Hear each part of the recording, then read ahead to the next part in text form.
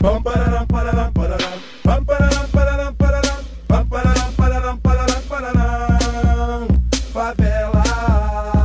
Pam pararam, pararam, pararam. Pam pararam, pararam, pararam. Pam pararam, pararam, pararam, pararam. Favela. Tudo que a favela me ensinou, tudo que lá dentro eu aprendi, vou levar comigo aonde eu for. Eu também vou, eu vou na humildade procurando ser feliz. Pam pararam, pararam, pararam. Pam pararam, pararam, pararam. Pam pararam, pararam, pararam, pararam. Favela. Dizer que é um prazer enorme estar aqui te entrevistando. Dizer também que, ao mesmo tempo, eu não sei se eu chamo isso de uma entrevista, mas estar conversando com você, né, ter essa oportunidade, porque é sempre muito emocionante, né, olhar para você e quem que eu estou vendo. Estou vendo uma mulher, né, com uma força impressionante, eu estou vendo uma mulher, né, com uma trajetória invejável, né? Invejável no sentido mais pleno dessa palavra, de desejar, né, o melhor para você e ver um pouco como é que você se construiu, né, uma figura pública. Então é nesse sentido que eu gostaria de falar, quem é Mônica Francisco, né, hoje? Né? É alguém que hoje tem muita consciência do que é ser uma mulher negra, que veio da favela, né? Que começa a trabalhar com 14 anos, sem entender muito. Hoje eu olho e falo, caramba, eu era uma criança, né? Era um trabalho infantil, altamente perigoso que eu fazia. Eu comecei a trabalhar numa fábrica de tecidos na Grande Tijuca, que era um grande polo industrial, fabril, mas que venha de uma família onde, para você ter dignidade, você tinha que estar trabalhando e ter carteira de trabalho. Então, com 14 anos, eu tirei a minha carteira de trabalho, porque se tirava a partir dos 14. Né? Então, eu estava louca para fazer 14 anos para tirar a carteira de trabalho. Então, Mônica é essa pessoa, essa mulher que está sempre tentando melhorar. Lá, com 14 anos, eu estava tentando melhorar a condição de vida da minha mãe.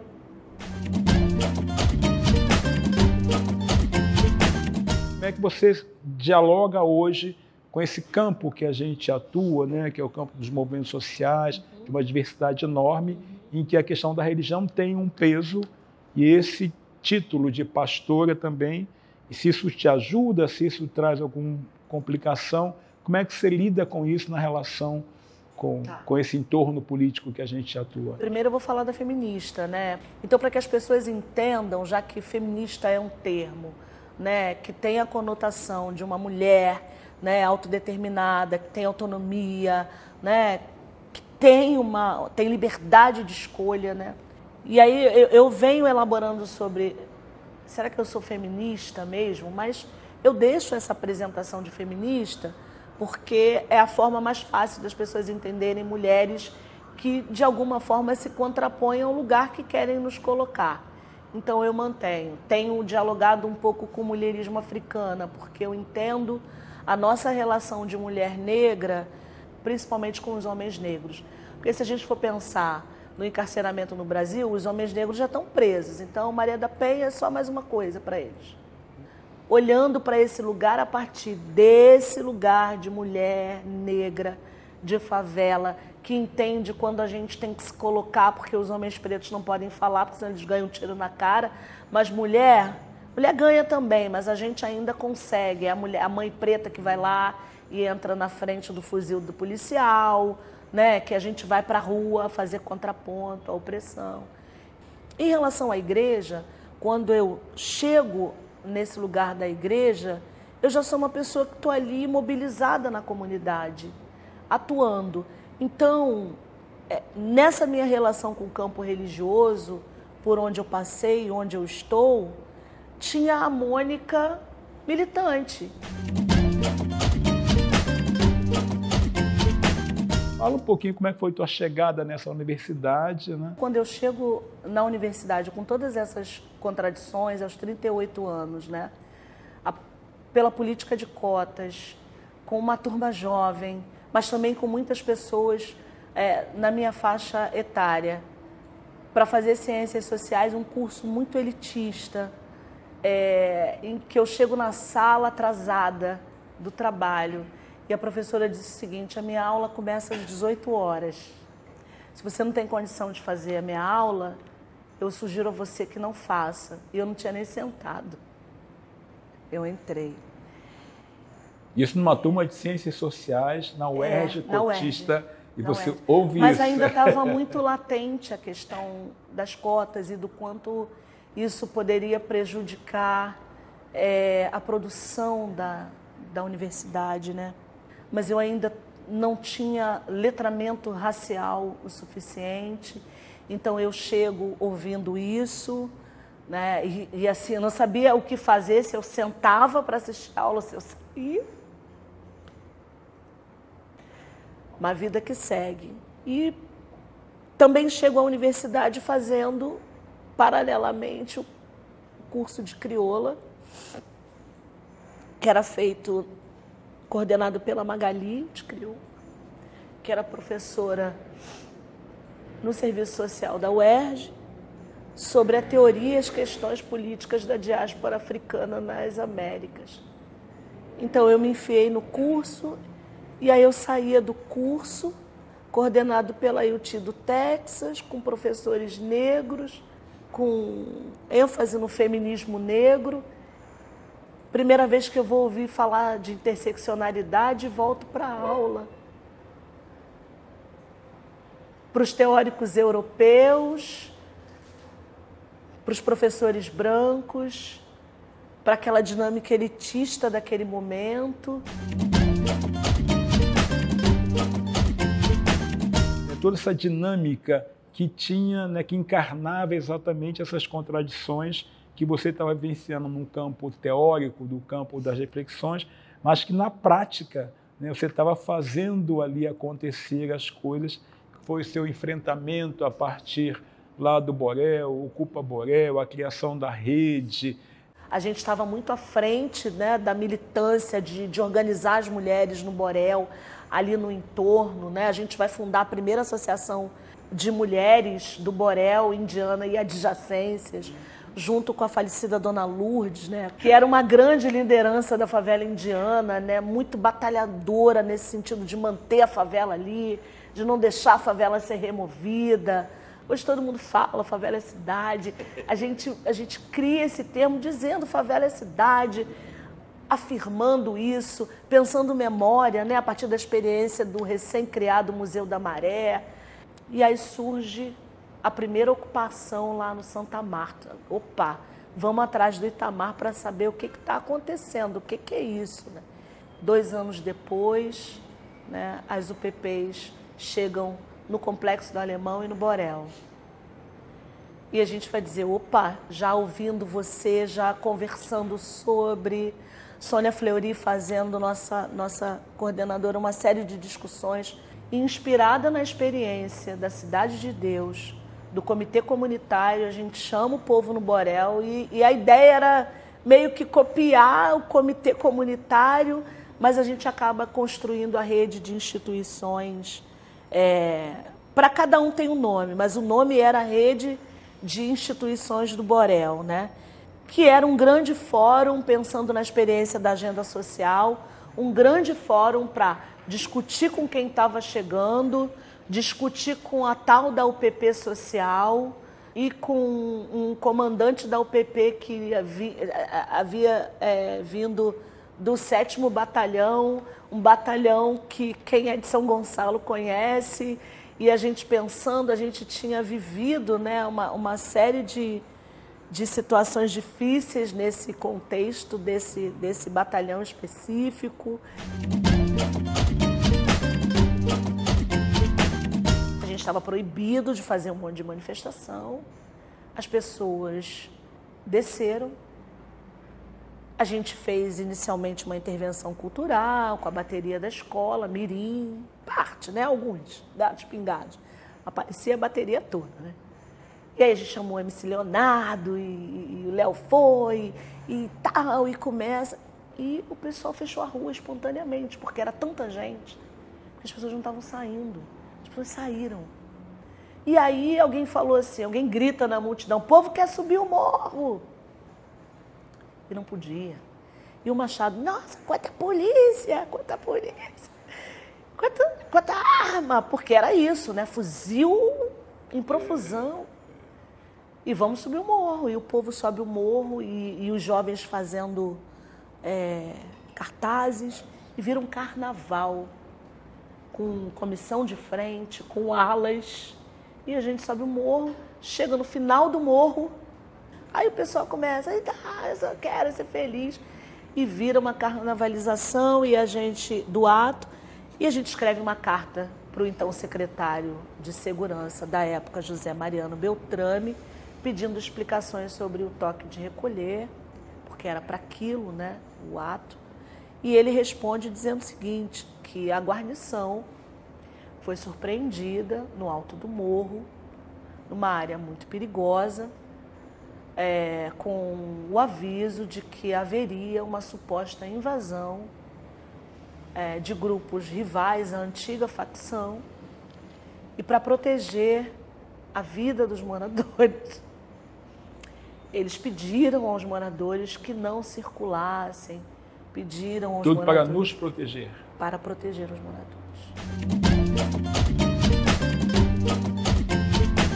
Você enfrentou uma eleição para a Assembleia Estadual em que você teve 40 mil votos. 40.631 votos. E foi bem difícil. Primeiro porque, como eu disse antes, eu não fui formada dentro de uma liturgia partidária, né? Claro que o movimento social tem disputa, então... Mas é outra coisa, você olhava, tinha lá, né?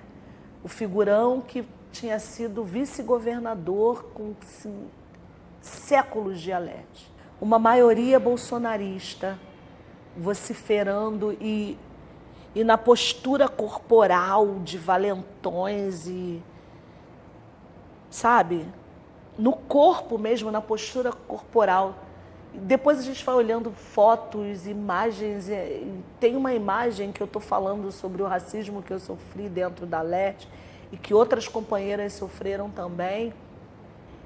E todos eles em volta e eu no microfone, assim, e você vê os rostos, né? E aí eu comecei a falar, é o papo reto, que não é usual, não é o lugar do eufemismo, não é do papo reto, mas... Falei, eu vou fazer o que eu vou tentar sobreviver do jeito que eu sei, né?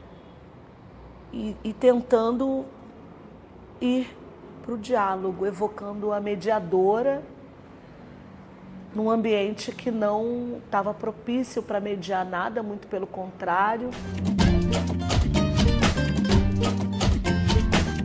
A tua experiência como na Assembleia Legislativa e a avaliação positiva desse teu mandato, né? Em que pese que você não foi reeleita, sim, mas você teve uma avaliação muito positiva. Uhum. Mas esse período, como é que foi a tua relação com essa base? A base que eu chamo é favela, esse campo, sim, popular, né, que de alguma forma também deu visibilidade para você. Mas como é que foi, no tempo que você foi deputada, como é que foi esse diálogo, como é que você sentiu essa receptividade? Primeiro, eu acho que mandatos como os nossos e de outras companheiras, né, cada vez mais vão se tornar ferramentas pedagógicas para o nosso povo entender o que é o parlamento. Porque a realidade é que as pessoas não entendem. Primeiro que não sabem o que é o vereador, o que é o deputado. A gente foi muito letrado na lógica, né, de uma política fisiológica, assistencialista, um modelo de político. Então, as pessoas não entendem mesmo. Primeiro, eu pude ver isso. A gente ainda vai penar um pouco, e eu pude perceber isso. Primeiro, é uma euforia, né? E é importante que a euforia continue, porque a gente tem que ter euforia mesmo, porque isso anima para a gente colocar outras mulheres. E eu vou fazer esse recorte, mulheres negras mesmo. Porque mesmo os homens negros nesse lugar, eles assumem uma característica muito tradicional. Então, aprendizados também para nós que estamos chegando nesse lugar, né? Claro que quem vem de uma construção militante partidária, talvez tenha um preparo maior. Você está disputando ali uma ideia com os pares, e ali você está disputando uma ideia com aqueles pares, porque você precisa passar aquele projeto que é para os seus. Mas só que naquela disputa que você está fazendo ali, a dinâmica de disputa dentro daquele espaço, os códigos daquele espaço são outros. Assim como os códigos da favela são outros. Assim, inclusive, para você garantir uma comissão que o teu povo está pedindo, que o cara da direita quer, não é para ele tocar a pauta, é para ele dizer que está fazendo aquilo de uma forma, né, tradicional, mas que na prática ele não vai fazer nada. Mas ele vai aparecer como alguém que fez.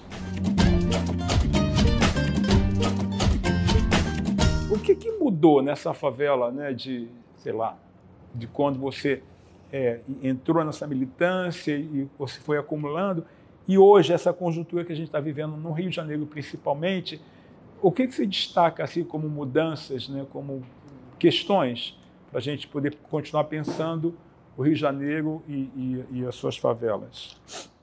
Tem alguma coisa que mudou. Eu acho que se juntar um monte de favelado de ontem e de hoje, a gente vai conseguir uma resposta mais elaborada, mais assertiva.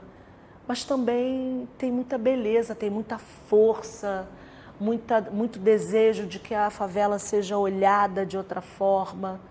Mas eu sinto falta de uma forma de atuação na favela que talvez tenha só mudado, não tenha acabado. Tenha ficado diferente, mas acho também que os processos violentos contra a favela, sabe, a violência contra esse lugar, contra as pessoas que vivem na favela,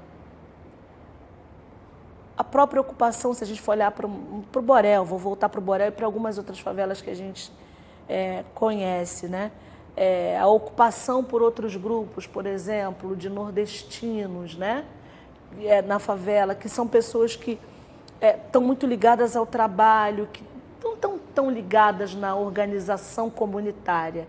Isso não é um juízo de valor, mas é só uma constatação. É uma galera que está ali, trabalha, volta, mas também não está tão ligada à organização comunitária, à luta coletiva, vive a sua vida, né? Isso também eu acho que muda um pouco a dinâmica, o medo, né, de se envolver. Se eu for me envolver, né, o custo disso, a mudança dos domínios dos territórios com grupos ainda mais violentos, né? Se a gente falava lá atrás que tinha uma juventude suicida, né, que já não respeitava tanto quem era mais da antiga, quem era morador, que estava numa outra vibe, porque era uma outra geração, hoje isso aumentou exponencialmente. Então, a favela continua sendo um universo extremamente complexo hoje, né? Muito complexo. E aí eu queria encerrar, que você falasse um pouco dessa tua experiência a partir deste projeto de Memória Viva que você teve junto, está junto, mas qual é a importância disso nessa conjuntura que a gente está vivendo? Essa coisa da memória é uma coisa que vem caminhando com a gente há um bom tempo, né? Olhando para os museus de favela, para os museus de favela a céu aberto, como é no Cantagalo Pavão Pavãozinho, né? E tantos outros espaços. Esse conceito de memória muito a partir, né, da favela, a gente trabalhando, por exemplo, né, no Morar Carioca com a metodologia do IBASE de memória, de olhar para os lugares, para as pessoas, né, para a ação no cotidiano. Então, trazer isso como uma ação e eixo importante estratégico do Dicionário de Favelas Marielle Franco, né, que começa com o Dicionário Carioca de Favelas, que tem a ver com a discussão no Santa Marta da cidade como favela, a partir da ocupação desses lugares pelas unidades de polícia pacificadora, o quanto a memória desses espaços é fundamental, o quanto essa presença e essa dinâmica de expansão do Dicionário de Favelas Marielle, do crescimento desse projeto, né, que hoje vai cada vez mais, né, se refinando na atuação e garantindo que memória é importante. Quando a gente fala, né, sobre a nossa trajetória, ao menos acontece comigo, eu revisito a minha própria história e penso sobre a minha trajetória. E eu acho que é um momento também de diálogo comigo mesmo, né? E quando você é entrevistado por alguém que você confia, que você gosta, eu acho que esse diálogo acontece. A gente faz isso muito pouco, né? Na verdade, a vida é muito imperativa, ela vai te levando, vai te obrigando, você tem que fazer, fazer e fazer. Quando você pode parar para conversar, eu acho que é super bacana. Então, obrigado pelo convite Tamar. que fizeram, obrigado por você ter aceito que eu te Obrigada, entrevistar. Tamar.